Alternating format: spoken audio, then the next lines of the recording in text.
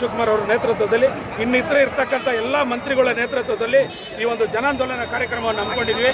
ಇದರ ಉದ್ದೇಶ ಇಷ್ಟೇ, BJPಯವರು ಹಾಗೂ JDSನವರು ಮಾಡಿದಂಥ ಅಕ್ರಮಗಳು, ಅವ್ರು ಮಾಡಿದಂಥ ಭ್ರಷ್ಟಾಚಾರಗಳನ್ನ ಇವತ್ತು ಜನರ ಮುಂದೆ ಇಡುವಂಥ ಒಂದು ಕಾರ್ಯಕ್ರಮ. ಆದರೆ ಅವರು ಯಾವುದೋ ಒಂದು ಮುಡ ಹಗರಣ ಅಂತ ಹೇಳ್ಬಿಟ್ಟು ಇಟ್ಕೊಂಡು ಸುಳ್ಳನ್ನು ಜನರ ಮುಂದೆ ಹೋಗಿ ಒಂದು 100 ಸಲ ಹೇಳಿ ಅದನ್ನು ನಿಜಪಡಿಸೋಕೆ ಹೋಗ್ತಾ ಇದ್ದಾರೆ. ಅದು ನಡೆಯಲ್ಲ. ಇವತ್ತು ಬಂದಿರತಕ್ಕಂಥ ಜನನೇ ಇದಕ್ಕೆ ಸಾಕ್ಷಿ. ನಾವು ಗಾಂಧಿನಗರ ವಿಧಾನಸಭಾ ಕ್ಷೇತ್ರದಿಂದ ಸನ್ಮಾನ್ಯ ದಿನೇಶ್ ಗುಂಡೂರಾವ್ ಸಾಹೇಬರು ಸಚಿವರವರ ನೇತೃತ್ವದಲ್ಲಿ ಸಾವಿರಾರು ಸಂಖ್ಯೆಯಲ್ಲಿ ಇವತ್ತು ಬಂದು ಭಾಗವಹಿಸಿದ್ದೀವಿ. ಖಂಡಿತವಾಗಲೂ ನಾವೆಲ್ಲರೂ ಜನರ ಪರವಾಗಿದ್ದೀವಿ, ಜನನೂ ಸಹ ಸರ್ಕಾರದ ಪರವಾಗಿದ್ದಾರೆ. ಹಾಗಾಗಿ ಇವರು ಸುಳ್ಳು ಇನ್ನು ಮುಂದೆ ನಡೆಯಲ್ಲ ಅಂತ ಇದ್ರ ಮುಖಾಂತರ ಹೇಳ್ಕೊತ ಇದ್ದೀವಿ. ಸರ್ವಣ್ಣನ್ ಅಂತ, ಗಾಂಧಿನಗರ ವಿಧಾನಸಭಾ ಕ್ಷೇತ್ರದ ಬ್ಲಾಕ್ ಅಧ್ಯಕ್ಷ. ನಮ್ಮ ಮುಖ್ಯಮಂತ್ರಿಗಳಾದ ಶ್ರೀ ಸಿದ್ದರಾಮಯ್ಯನವರ ಬಗ್ಗೆ ಇಲ್ಲಿದ್ದೆಲ್ಲ ಸುಳ್ಳು ಅಪರಾಧವನ್ನು ಹೊರಿಸಿ ಅವರು ಇವತ್ತಿನವರೆಗೂ ಅವ್ರ ರಾಜಕೀಯ 40 ವರ್ಷ ಅನುಭವದಲ್ಲಿ ಯಾವುದೇ ಒಂದೇ ಒಂದು ಸಣ್ಣ ಚುಕ್ಕೆನೂ ಸಹ ಅವ್ರ ಮೇಲೆ ಒಂದು ತಪ್ಪು ಬಂದಿಲ್ಲ.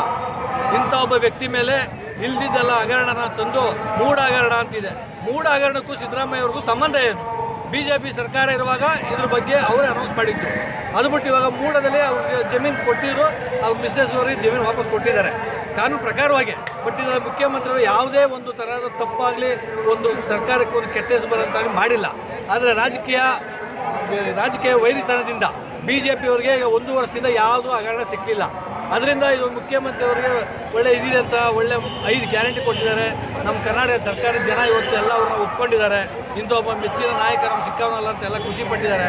ಯಾವುದಾದ್ರೂ ಒಂದು ಕಳಕ ತಂದು ಅವ್ರ ಹೆಸರಿಗೆ ಒಂದು ಚ್ಯುತಿ ತರಬೇಕು ಅಂತ ಮಾಡಿ ಇವತ್ತು ಅವ್ರು ಮಾಡ್ತಿರೋ ಪಾದಯಾತ್ರೆ ಎಲ್ಲ ಬೋಗಸ್ ಪಾದಯಾತ್ರೆ, ಎಲ್ಲ ಸುಳ್ಳಿನ ಪಾದಯಾತ್ರೆ.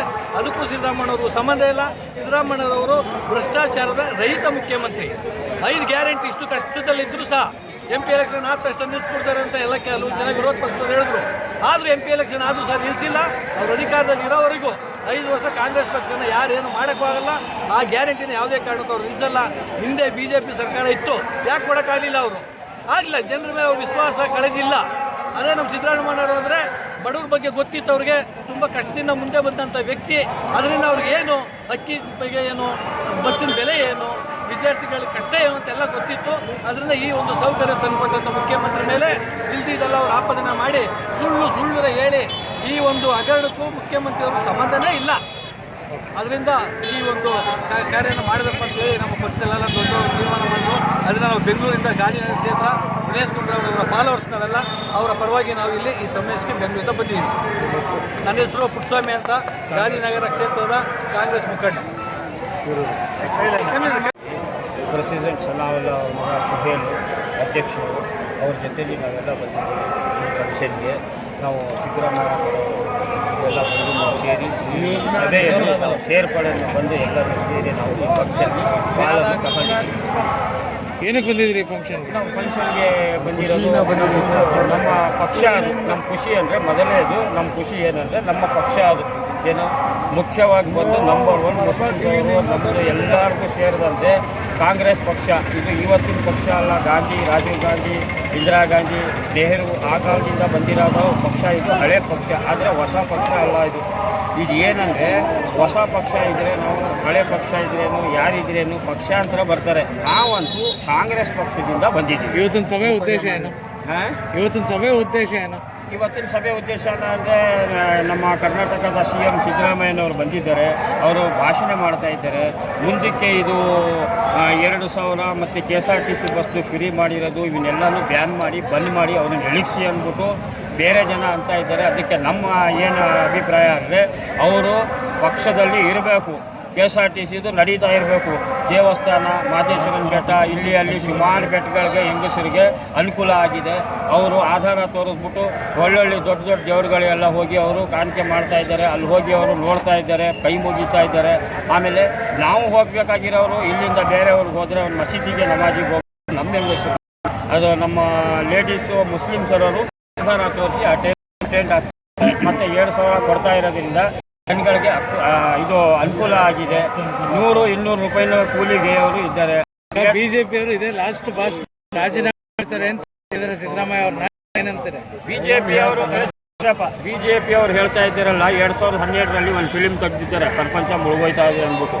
2024-25 ಬರ್ತಾ ಇರೋದು. ಅವ್ರ ಮಾತಿಗೆ ನಮ್ಗೆ ಏನೂ ಇಲ್ಲ. ಅದಕ್ಕೆ ನಾವು ಕಿವಿಗೆ ಹಾಕಿಲ್ಲ. ಅದು ಯಾಕಂದ್ರೆ ಅವ್ರು ಅನ್ನೋದೆಲ್ಲ ವೇಸ್ಟು. ಅದೆಲ್ಲ ನಾವು ಕಿವಿಗೆ ಹಾಕ್ಕೊಳ್ಳೋದಿಲ್ಲ. ಏನು ನಮ್ಮ ಪಕ್ಷ, ನಮ್ಮ ಸಿ ಎಮ್ಮು, ನಮ್ಮ ಕರ್ನಾಟಕ ಸಿ ಎಮ್ ಬೇಕು. ನಮ್ಮ ಜನಕ್ಕೆ ಅನುಕೂಲ ಆಗಿದೆ ಬಂದರೆ ಮುಸ್ಲಿಂ ಜನಕ್ಕೆ ಅಲ್ಲ, ಹಿಂದೂ ಜನಕ್ಕೂ ಅನುಕೂಲ ಆಗ್ತಾ ಇದೆ. ನಾವು ಬಸ್ಗಳಲ್ಲಿ ಕೂತ್ಕೊಂಡು ನೋಡ್ತಾ ಇದ್ದೀವಿ. ನಾವು ಯಾರೇ ಆಗಲಿ ಆಧಾರ ತೋರಿಸ್ಬಿಟ್ಟು ಬಸ್ಲಿ ಹೋಗೋರೆಲ್ಲ ಕಾಂಗ್ರೆಸ್ನವರೇ ಅಂತ ಹೇಳೋಕ್ಕಾಗಲ್ಲ. ಬೇರೆಯವರು ಇರ್ತಾರೆ, ಅವರು ಉಪಯೋಗಿಸ್ಕೋತಾ ಇದ್ದಾರೆ, ಮಿಸ್ಟೇಕ್ನಲ್ಲಿ ಬರ್ತಾ ಇದ್ದಾರೆ, ಬೇರೆ ಕಡೆ ಬರ್ತಾ ಇದ್ದಾರೆ. ನಮ್ಗೆ 2,000 ಬೇಡ, KSRTC ಕ್ಯಾನ್ಸಲ್ ಮಾಡಿ ಬಸ್ಸಿನ ಟಾಪ್ ಮೇಲೆ ಹತ್ಕೋತಾ ಇದ್ದಾರೆ ಅಂತಾರೆ. ಅವರೇ ಆಧಾರ ತೋರಿಸ್ತಾರೆ. ಹೆಸರು ನಿಮ್ಮದು? ಜಿಯಾವುಲ್ಲಾ, ಎಲ್ಲಿ ಅವರು? ಚಾಮರಾಜನಗರ ಜಿಯಾವುಲ್ಲಾ, ಬಿಡಿ ಕಾಲೋನಿ ಅಜೀಸ್. ಹೇಳಕ್ಕೆ ಬಯಸ್ತೀವಿ ನಾವು ಏನಂದರೆ, ಆ ತಾಯಿ ಪಾರ್ವತಮ್ಮ ಇಡೀ ಕರ್ನಾಟಕ ದೇವತೆ ಆ ಥರ ಇದೆ ಅಮ್ಮ. ಈ ಗಂಟ ಅವ್ರದ್ದು ಚೂರು ಕಪ್ಪು ಚುಕ್ಕಿ ಇತ್ತಿಲ್ಲ. ಈ BJP ತಾಯಿ ಅವ್ರಿಗೆ ಕೆಟ್ಟ ಹೆಸರು ತರಕ್ಕೆ ಬಯಸ್ತಾ ಇದ್ದಾರಲ್ಲ, ನಿಮಗೆ ದೇವ್ರು ಒಳ್ಳೇದು ಮಾಡ್ತದ? ಅಂತೆ ಹೆಂಗಸರು ನಮ್ಮ ಕರ್ನಾಟಕದಲ್ಲಿ ಅಂತೆ ಒಂದು ರಾಜಕಾರಣಿ, ಪ್ರಭಾವಿ ರಾಜಕಾರಣಿಯ ಹೆಂಗಸರು ಈ ಗಂಟ ಮಾಧ್ಯಮದ ಮುಂದೆ ಬಂದಿಲ್ಲ, ಒಂದು TV ಮುಂದೆ ಬಂದಿಲ್ಲ, ಮಾಧ್ಯಮದ ಮುಂದೆ ಬಂದಿಲ್ಲ. ಅಂಥವ್ರಿಗೆ ನೀವು ಕೆಟ್ಟ ಹೆಸರು ತರ್ತಾ ಇದ್ದೀರಲ್ಲ, ನಿಮಗೆ ದೇವ್ರು ಒಳ್ಳೇದು ಮಾಡ್ತದ? ಒಂದು ಸ್ವಲ್ಪ ರಾಜಕೀಯ ಮಾಡಬೇಕು, ಎಲ್ಲ ರಾಜಕೀಯ ಮಾಡ್ತಾರೆ. ಆದರೂ ಈ ಥರ ಹೊಟ್ಟೆ ಉರಿ ರಾಜಕೀಯ ಮಾಡಬಾರ್ದು. ಅಸ್ಲಾಂ ಪಾಷಾ ಅಂತ.